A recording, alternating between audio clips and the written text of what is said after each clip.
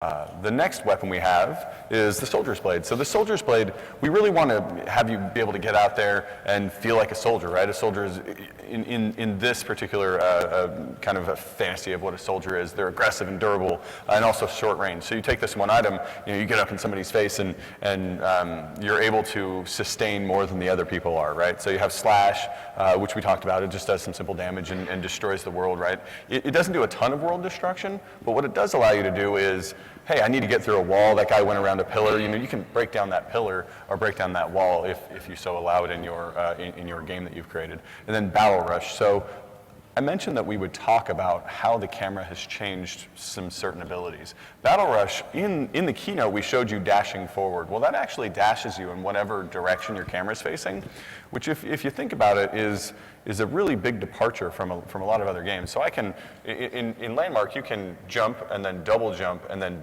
Battle Rush up to the top of something. And so it's almost like a heroic movement ability in itself. And it really differentiates the person wielding a soldier's blade above and beyond somebody that's not, right? Because you're just that much more mobile than somebody else. And it also does some other things that are important for being durable and aggressive and that sort of stuff. But that's really, it's a really fun ability, so I'm excited for you guys to get it. It's really funny to watch a combat unfold, and you've got the person using the bow up on a tower, and he's trying to perch the warrior, and the warrior just looks up and then battle rushes him and kills him, and it's pretty funny, and it's incredibly fun to play. So our goal is that each one of these weapons have abilities that are fun to play. And then last is the Conjurer Staff. The Conjurer Staff is, well, it's like it makes you feel like a caster, right? It's a high risk versus reward. It's dangerous, and it's sort of a medium range item here. Energy Burst is sort of the crux, or it's what everything pivots off of in this item. Energy Burst is like an arcane shotgun, is what we like to call it. It shoots out 9 bolts, and they all start from a single point. And then they spread out over time. So if you get in close to somebody, you can do a significant amount of damage. I'd say it's about 4 or 5 times more damage than the other people can do when you're right on top of them. But it doesn't give you defenses like some of the other items might. It in fact gives you no defenses, so it's a little more dangerous to get in there. But if you do want to take that risk, or you catch somebody unawares, you can really blow them up quickly. So. And then Gravity Shock is for those instances where you can see somebody running towards you and you want to keep them away from you, or you want to keep them close to you if you're crazy. So we actually, like I was saying earlier, if there are no classes and we want you to have lots of different play styles, as we've discussed before, we are going to have more weapons, right? I mean, we plan on creating a lot of weapons. That's sort of the expansion model here. We're going to be creating weapons over time, and we're going to get into some examples of weapons that we'll be creating in the future. And then also weapon ability tweaking. So we're going to be tuning and tweaking this stuff quite a bit. When we said that we're getting this stuff into your guys' hands as soon as possible, or as soon as we can, we want to hear your feedback. We want to hear what you have to say about, hey, this guy does too much damage. This guy, this needs tweaking. These abilities aren't interesting, or any of those things. Or hopefully, these things are amazing and fun.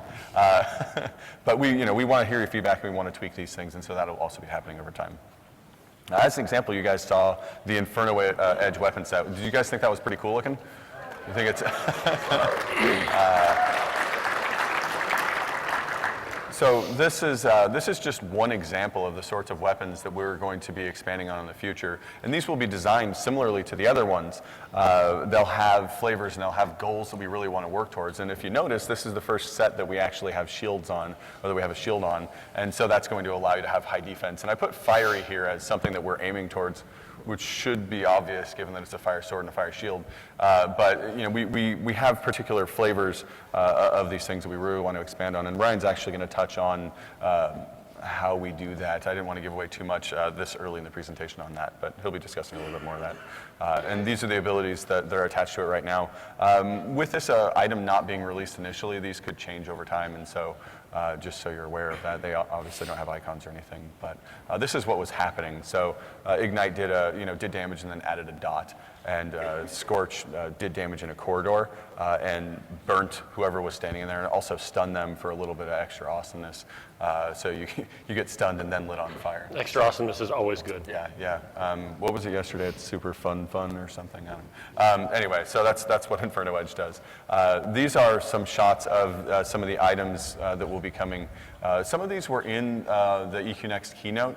We'll be sharing some of those art assets, but these, just like the other things, will have unique play styles associated with them. You'll be able to use these in Landmark to kill each other and eventually to kill monsters.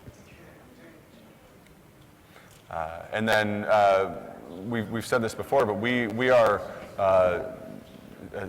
Genre agnostic. Yes, there you go. I always get the words. The buzzwords. Anyway, so these are some examples. We have swords and shields on the left, and then laser guns, right? So it's not just fantasy style combat. You're going to be able to get out and burn each other with lasers, because that's what you guys always look for. And then there's this guy that we're going to be turning into a weapon. It's a laser cannon. So if you like to laser cannon people, and who doesn't? I mean, let's be honest. Really, yeah. It's sort of like pulverizer for people. People pulverizer. That's what we should call it. That's what we're going to call it. So this is another thing that we have planned in the future, and so we're really going to be expanding it and broadening the scope of all of the things that you guys can do as far as weapons. So now I'm going to turn it over to Ryan here, and he's going to talk about some more item types and stuff.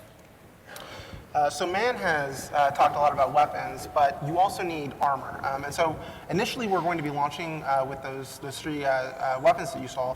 Later on down the line, we're going to start opening up or releasing armor for you to wear as well.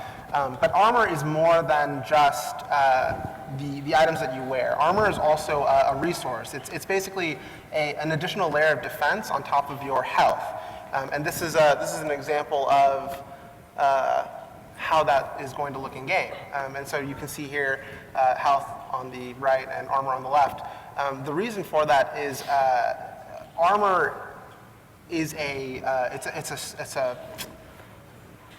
a small health pool basically that regenerates quickly, which is useful for creating strategic situations basically. You can get in and test the waters, right? You can get in and, that was a bad idea for me to do that. So you can get back out of and it will regenerate. And it's much more dynamic. It's much faster. And we like armor because when you equip a shield, you should get more armor. Now, other games handle, which is a passive mitigation stat that increases or decreases.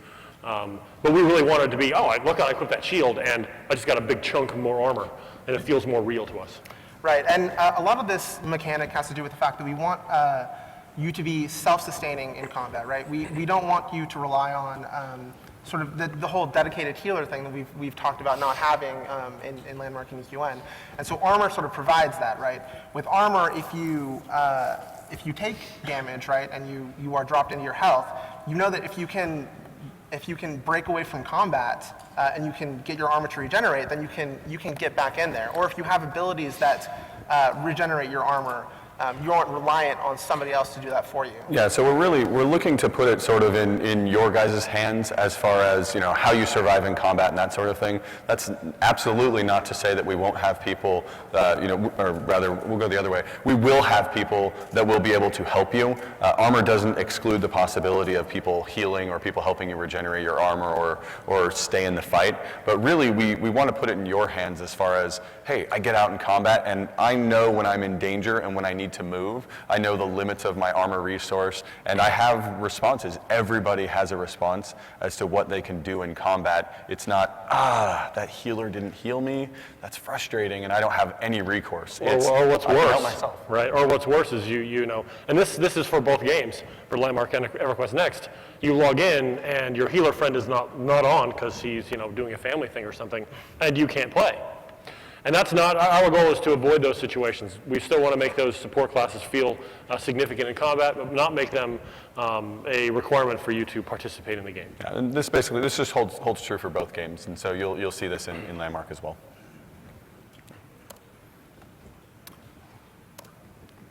Okay, so keywords.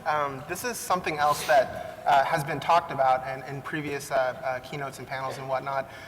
But this is a system that's actually going to be introduced first in Landmark.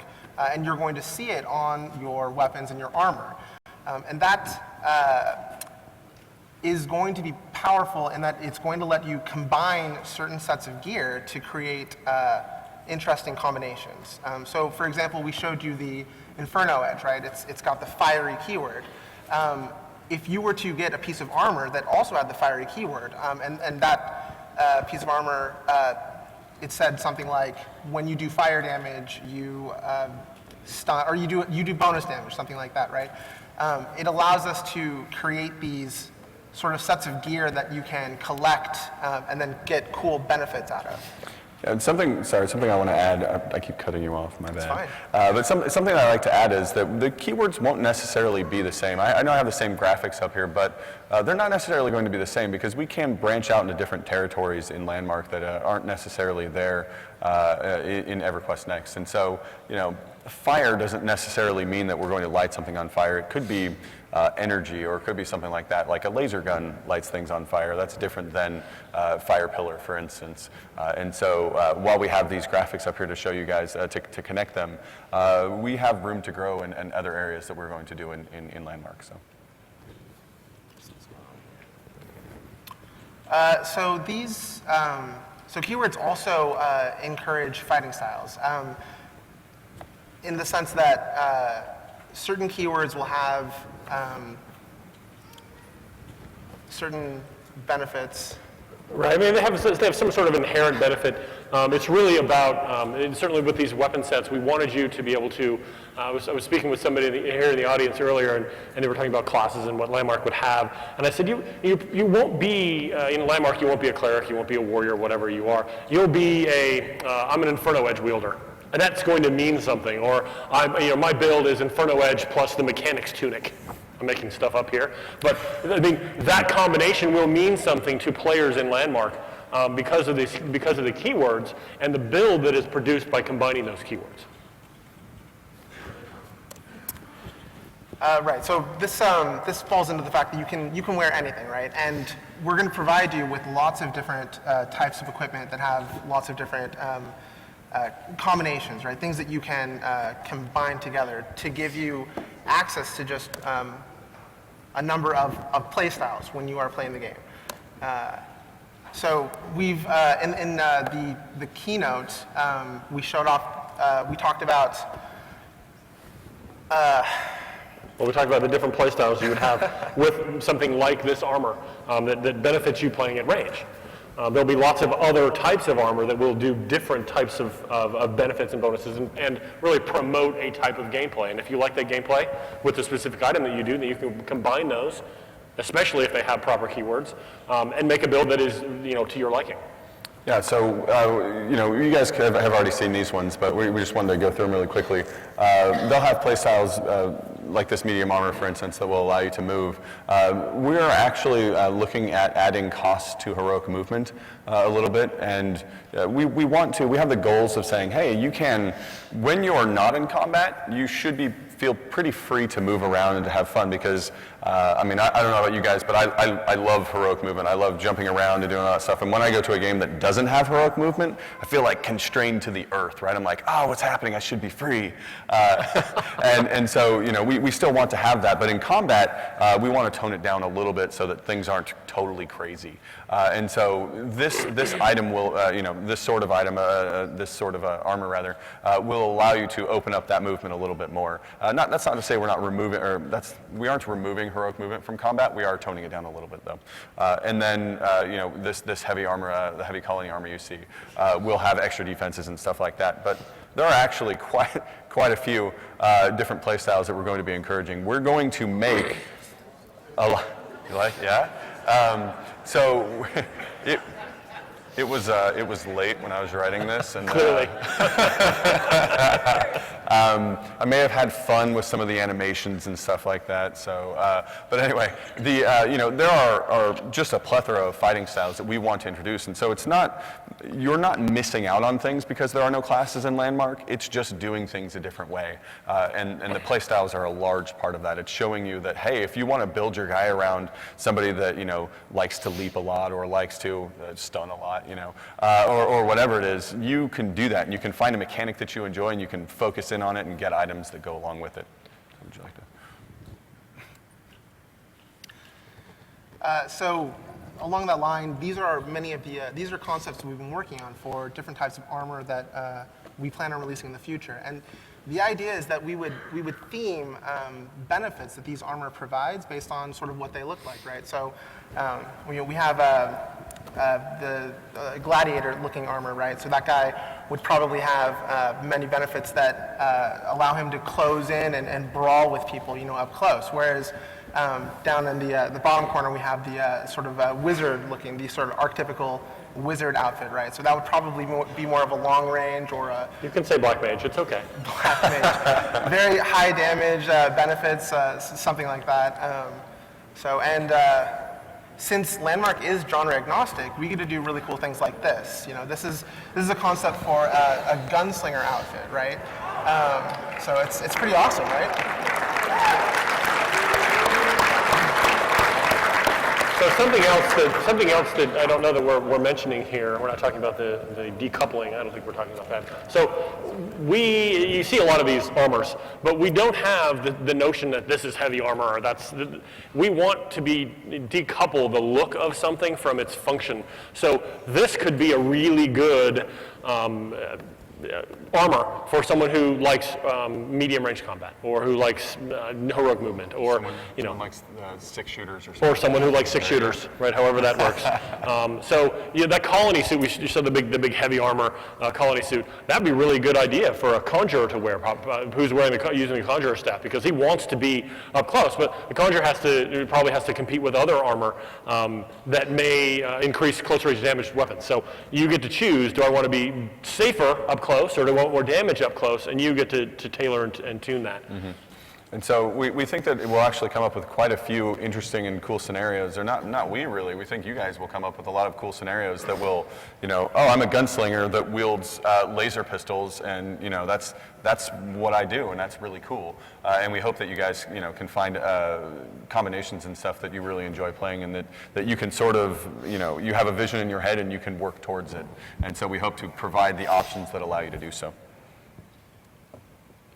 So in addition to weapons and armor, we're also going to have combat accessories. And this is just another item slot that we can use to provide you with cool keyword combinations or additional passive benefits in combat, stats for specialization. So like we talked about, if you wanted to be a laser gun wielder, right, maybe we have stats specifically for that to, help you out there.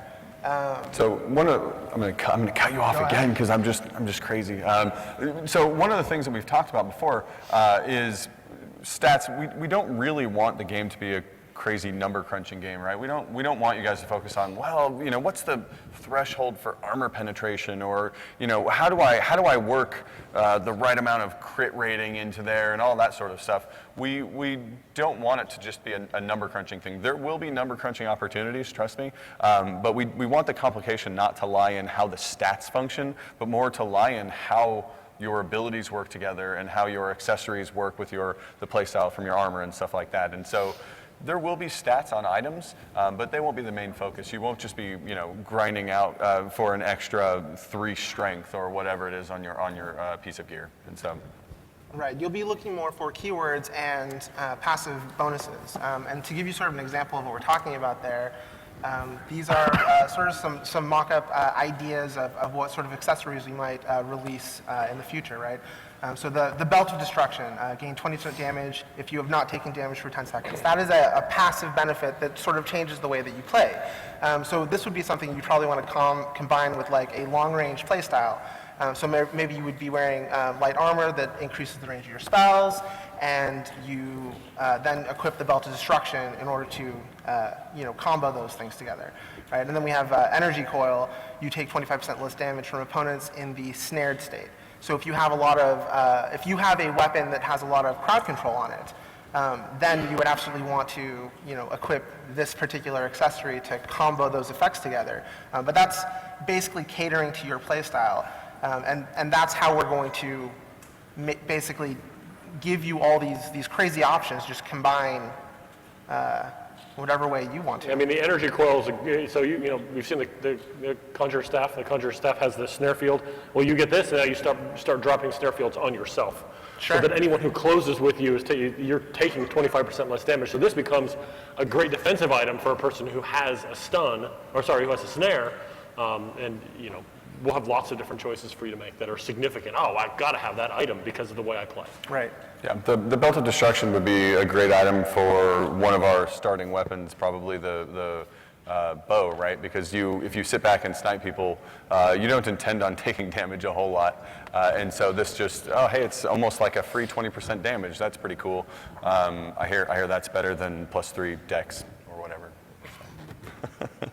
Right? Exactly, yeah. So all of this is what combines together to give you your character builds, right? We're talking about the abilities that you get from your weapons, the bonuses that you get from your armor, the keywords and the passive benefits that you also get from accessories. And you combine these together and you have this huge variety of builds that you can create from the items that we are giving you guys. Talking about monsters? That's next. Is that next? Monsters. I should have gotten more sleep last night. I had notes in front of me, and I'm like, what's next? It's cool. Well, so you all know monsters are coming eventually, right?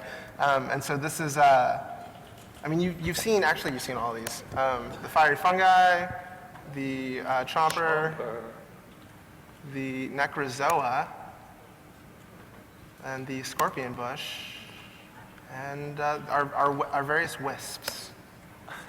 All very deadly creatures that you will definitely want to have effective character builds from item combinations to fight and defeat in the future. My turn. All right, so monsters are cool. Let's move on to the next one because this is even better. All right, so Dave mentioned this yesterday in the keynote. Was it yesterday? It's been a long couple days. Was that yesterday? I think so. Is it yesterday? Thank you. Thank you. Yesterday morning, Dave mentioned this in the keynote, and this is the beginning of our Game Master system. And these game set objects allow you to when we provide those game set objects to you, play different games within Acclaim. So the very beginning of this system is going to be PvP. We're going to give you a couple of these. We're going to give you 3 to start with. The PvP, the deathmatch, the team deathmatch, and the control point. So let's walk through how these work really quickly. You lay down your game table, which is our little table with dice, and that is going to bring up a UI for you. And it's going to say, here are the required props because of the rule, because of the game that's attached to that table. Here are the required props that you need. There's 0 guesswork for you to do. And then we say, okay, well, let's say that in creating a control point, you have a single control point is required, and a Team 1 and Team 2 respawn. And we plan on having up to 8 teams. A lot of things are coming down the road, and that's one of them. And then you don't ever have to have those objects in your inventory. You don't have to have crafted them or anything like that. You simply hit the place button, and it appears on your cursor, and you place it wherever you want. And then once the required props are placed, you can enable the game. And all that system is automated. The minute you walk onto Acclaim that has a game that is valid, that has been enabled, you can join the game. It will put you in a queue. It'll wait for the minimum amount of players, and then the game will start. You guys saw some of that yesterday during the keynote. Let me be very clear here, because I know there's a lot of contention about the PvP versus PvE and how we're tackling these things first. And Michael explained the good reasons why we're doing PvP, but it is our plan very rapidly to include PvE content in these game set objects. So you want to make a wave battle. Right? So it's your group of people versus waves of NPCs, and we're going to give you the ability to set that up. And then to extend that farther, right, so PvE content will be present here. To extend that farther, we're going to be able to allow you to create these yourself. So let me explain how they're created on our side first. Each game object is basically a rule set. It's a set of rules. We have, the rule is the most atomic unit in the system, and a rule might be an objective that is capture and hold, or capture, right? And, or it could be track kills, or it could be any number of things. And when we make a game for you to play, we will combine those various rules to create the game itself. Eventually, you will be able to create those yourself. You'll have an editor. You'll be able to create unique games, be it PvP or PvE. You'll have access to all of these rules. You'll have an editor that allows you to drag these things in. And that system will be very automated for you. So if you want to make a capture and hold versus NPCs that also is a team deathmatch, and there's a race element to it, which would be weird. But you could feasibly do that, I guess. Then you could publish that, and you can say, hey, friends, I've made this crazy game. You should come and play it. And this is just the beginning of a much larger system that we want to give to you, which allows you to make. It starts with games, and it moves to content. And we want you to be able to make your own content. So these rule set objects are just the beginning of the game master system that will come, and eventually you'll be able to make content, dungeons, and all the things that you want to be able to make, and that we want you to be able to make in Landmark. So movers. Movers are fun. Movers are sort of our grand category for all those things that move you around. You're going to see teleporters. Teleporters work really well. And we think that this is going to add a very unique sense to your areas. Combine this with a rule set object, a rule set game, and you've got all sorts of fun. You've got these things as traps potentially. Initially, we're going to just have 3 different models of these things. Sorry, there's one model for each type. So the teleporter looks like this. The moving platform looks like that. But eventually, we're going to have lots of these different models. You're going to have more sci-fi versions, more rustic or ancient-looking ones, and then ones that will work better as traps, because we want these to function as traps as well. So our flinger is This is a fantasy version of our flinger, but we want lots of flingers. Oh, look at that! That happened. We want these to be used as traps as well. So we want to make models that you can hide discreetly in your area, and then it'll shoot people off. And as Dave mentioned yesterday, you can adjust a lot of the parameters of these things. The moving platform, for instance, you can adjust the pause speed, how long it pauses at each dock. You can adjust the speed at which it travels. So if you want to make a Mario-style jumping puzzle, you can make one of those in your play. This adds a whole bunch to the games that you can make. So you imagine the PvP game where you've got to get to the object, but the only way to get up there and click the object is to negotiate and navigate this crazy, complex maze of the teleporters and all sorts of things. And you include traps in there, and it becomes a lot more fun. So I guess now it's time for Q&A. We've been joined by Landmark Guy, and I think it's ready for Terry. And all right, so if you've been at any of other panels, we're going to line up over here on the side, and then you come up one at a time. We're live streaming this, so we'll do it right in front again. Live streaming. And we have, yeah, make sure to line up right along the edge of the barricade there so that we're not right in front of the live streaming camera, please. And come on up, we'll get started.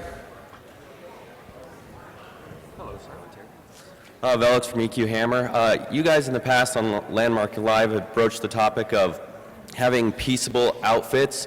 And are you guys still planning to do that? And if so, is that something you've thought about doing for armor? Or Absolutely. So going forward, we'll actually have the traditional wearable slots that you would have. Probably in the interim, you'll have non-visible pieces as we open up accessories. You'll have boots, you won't be able to see them. You'll have a chest piece, you won't be able to see them. So we want to be able to have itemized properly without being dependent on having that system in place. Thank you. Come on up.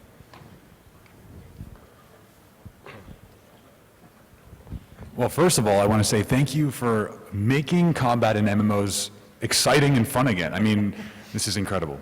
And I also wanted to ask about finding this gear. I mean, is this going to be something that we are crafting, the weapons and the armor, or is this going to be something that we get off of mobs? What's the concept So, there?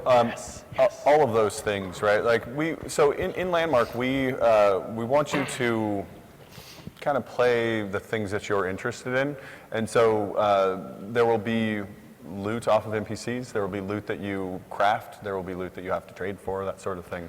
And so we're really interested in combining those things and getting an interesting way of, getting your stuff. And so there might be some items that say, hey, you have to both do combat and craft. And so we are really going to be exploring a lot of different ways of getting your items. Yeah, it's something we didn't cover in this panel because there wasn't time. We have lots of good plans for making itemization a thing that no matter how many times you have gotten that piece of gear through the the RNG that happens when you get loot, that you're excited every time, and that items become currency for making other things, and lots of good plans for that.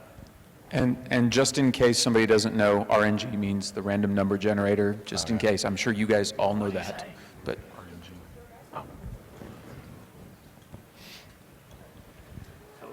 Change his shirt. I was freezing. We're going to recognize I came you. to the desert I know, and I'm it's freezing. super It is cold, freezing yeah. in here, yeah. Two things. First of all, you said, for example, if somebody has the fiery sword and then they get the Inferno shield, that will change the abilities that the sword gives or whatever. Will we ever get the option to have, say, the Inferno sword and a laser gun and have our main ability from the sword and our alternate from a ranged weapon? So the way it actually works is, so the example that we gave was that if you were to have the Inferno sword by itself, it would have particular abilities associated with it, but you can't take two items and combine them together, at least not currently.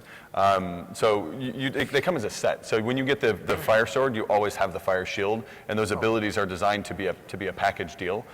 So it's not currently planned that you can have a laser cannon in one hand and a fire sword in the other to change the abilities. Unless that's a weapon set that we made. So Yeah, we're going to give you Exactly. that set. You'd either, because right now we say, here's a fire, you got the fiery blade, or you got the Inferno sword. But if you get the Inferno edge, it's actually a sword and shield combined, and that's one item. It would be super cool to have, a fire sword and a laser pistol or something like that. I mean, those are certainly options that are on the table and that we can explore. So you can't combine the fire sword with a shadow shield, for example, because that's not a set. Correct. Okay. Unless we made a package that was right. those two together. And the second thing is, regarding the monsters, how much, if any, of the emergent AI that you're putting in EQ Next are you going to use in Landmark? Yeah, good question. So I'll take that one. every bit we can. Yeah, every bit we can. So we've talked about lots of things. Man, the Storybricks guys, I think they're probably in here, but they want to put AI in everything, right? So I mean, everything you can possibly imagine. Like, worked what on can the we do? design. How can we make these crafting stations more intelligent? Sort of thing, right? And so they really, really want to have rallying call-like things within Landmark, where there's a whole bunch of wisps that start congregating, and you've got to do the great wisp hunt of 2014, and you've got to depopulate that, and then something will happen on the islands. So yeah, that's the goal. So with all these items and armor coming up, are we going to have the option of appearance armor versus equipped armor? Yeah, are you going to do this one, Terry? Yes. You got to throw Terry the easy one sometimes. Thank you. All right, so I spent about 8 hours making a really awesome PvP arena. What happens after the first match where 8 people show up with terrain-destroying So let me swords? tell you how that works, right? You go in there, there's train gone, destruction, it's all crazy. The match lasts for 15 minutes.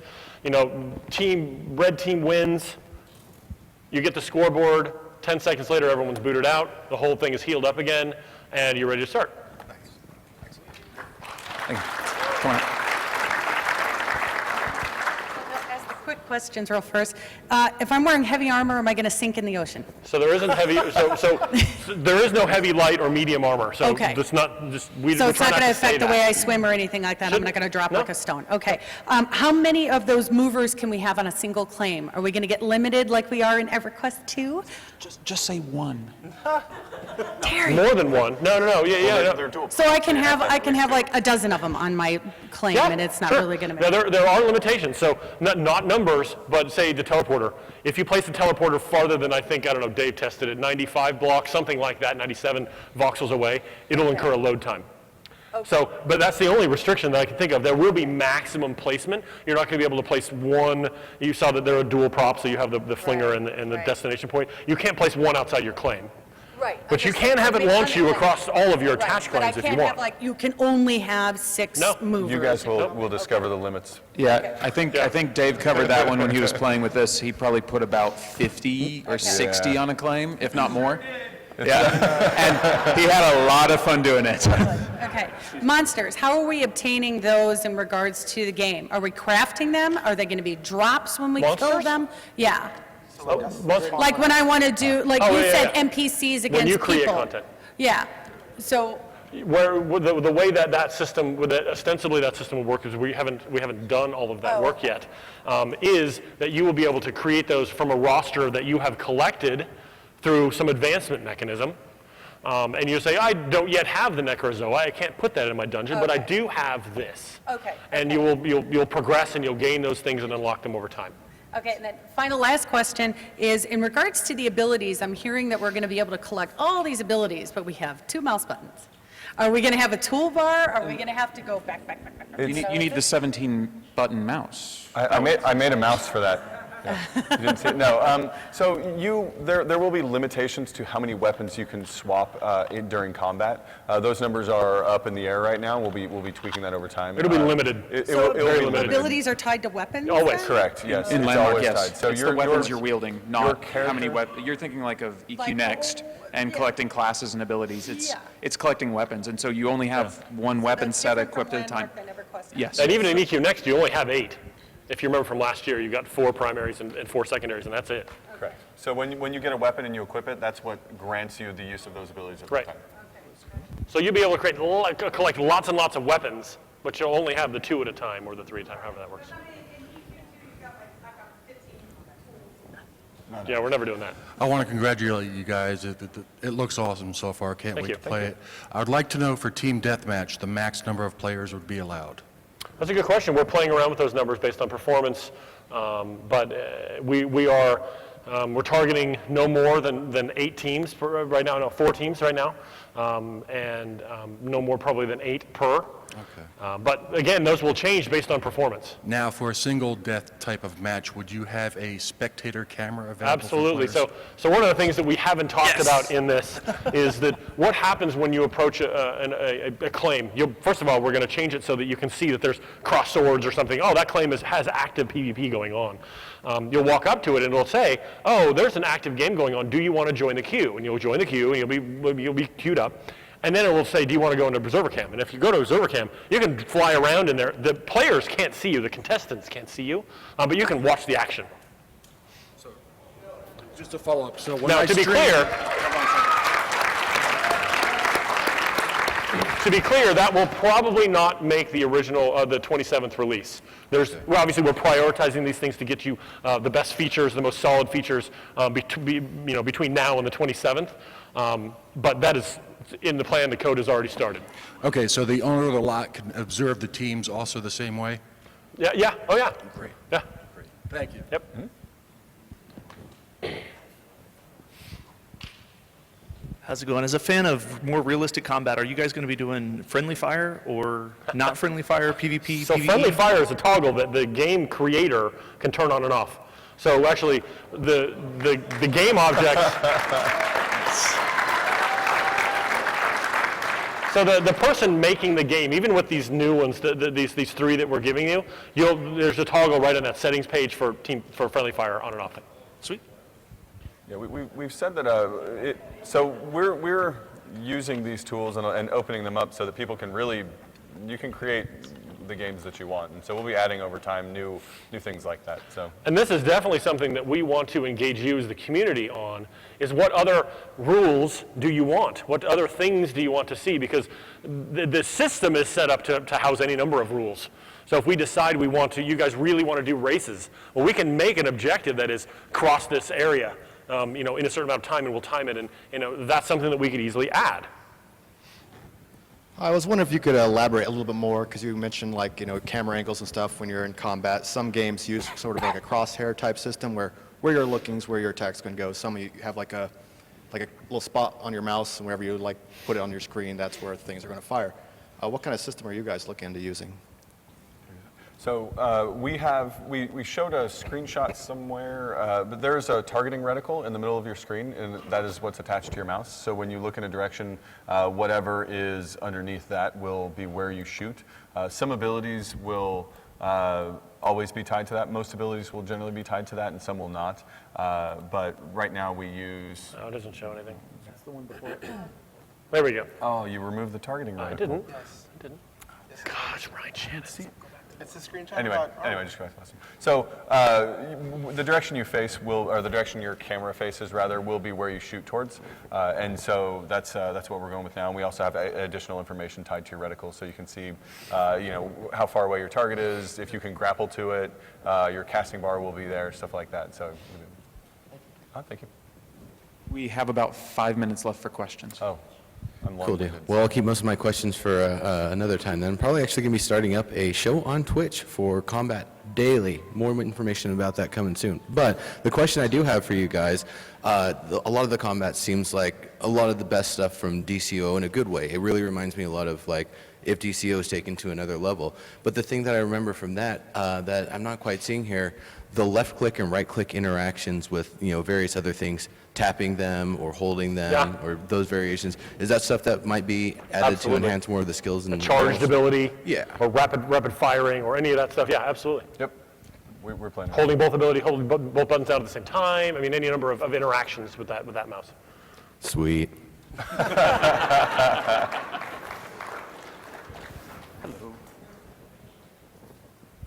Hi, I have both a question and a request.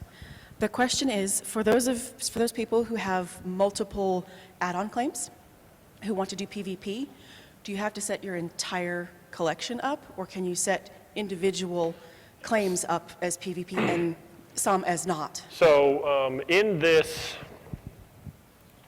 old slides. I love old slides, okay? I just love old slides. So the pawn, right there, is called the game marker. You place that in an attached claim, or in any of the claims. So if you put the game table in one, that's going to automatically be a PvP area. Okay. You place the pawn and the other ones that you want to be part of that game, and they're there. So assuming you had 3 claims or something, you just want 2 of them, and you want your house in the other one, you can do that. If you want to make an arena and then have stands or something like that for people to watch. Great. Yeah. And my request is, it sounds like you are currently setting this game up to be really heavily mouse-based. Some of us aren't able to use the mouse extensively due to physical limitations. So the request is, if you could please also, at some point, try to build in methods to rekey things onto the keyboard and off of the mouse. Because you started doing that already, but it's not complete. There's a whole bunch of camera movement. There's a bunch of camera movement and stuff that you can't pull off of the mouse.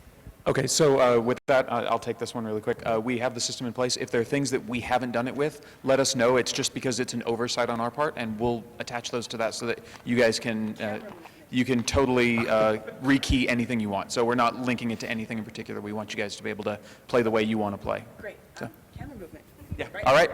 Put it on the list. You just requested it. Write that down. It's on the list. Cannot right now, to strafe, you can only set it up as 1 key. You can't use 2 keys to strafe. It will not let you. Okay. We'll take a look at that. I know that Mr. Klug is sitting right back there, and he's taking copious amounts of notes. Oh, wait, he's not. We're taking notes up here, and we'll remind him when we get back from Vegas.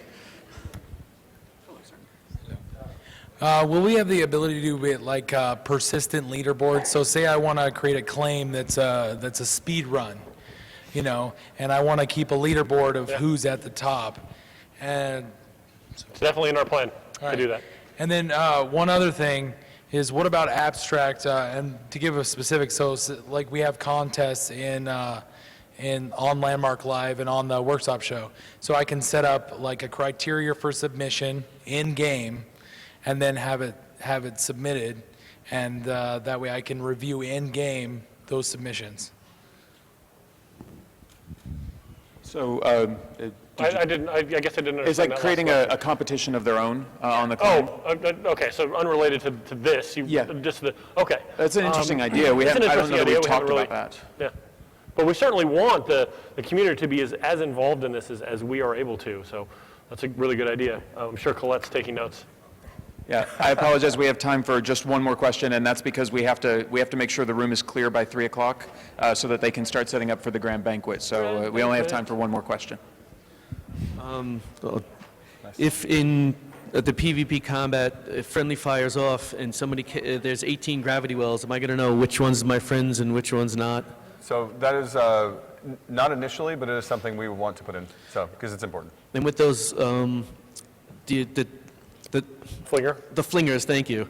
You have to place the landing spot. Can I place it on a moving platform? And if I do, will I land where it is or where it was? You broke it already. Yeah, I think that's the same question that Dave asked when he first saw them. You cannot. Right now, you can't. You cannot do that, unfortunately. Sorry. But I think that was the first thing out of Dave's mouth, too. He's like, hey, can I put that over there? All right. So thank you guys for coming out. Did you have anything to add? Yeah, I already said that. So thanks for coming out. Hope you guys got some good information. These guys and everybody else that's here from Landmark and EQ Next are going to be available and in the halls. Make sure to grab us at the banquet. If you have some questions, we'll be glad to answer them there. And then we have Q&A tomorrow after the Dev Brunch from 12 to 1.